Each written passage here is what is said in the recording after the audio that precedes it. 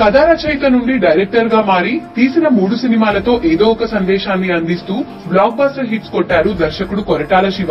Janata garage cinema తర్వాత prince Mahesh బాబుతో మరో సినిమాని తెరకెక్కించేందుకు సిద్ధమవుతున్నారు. మహేష్ బాబుతో మూవీ పూర్తి కాగానే పవర్ స్టార్ పవన్ కళ్యాణ్ తో సినిమా చేరున్నారని సమాచారం. ఇప్పటికే కొరటాల శివ పవన్ కళ్యాణ్ కి కథ చెప్పడం, దానికి ఆయన ఓకే చెప్పడం కూడా అయిందట.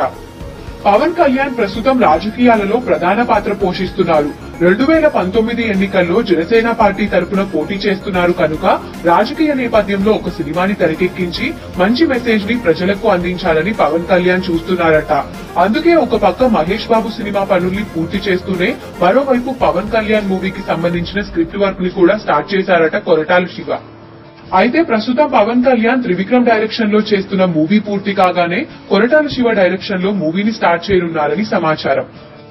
మరిన్ని టాలీవుడ్ లేటెస్ట్ అప్డేట్స్ కోసం మా ఛానల్ ని సబ్స్క్రైబ్ చేయండి.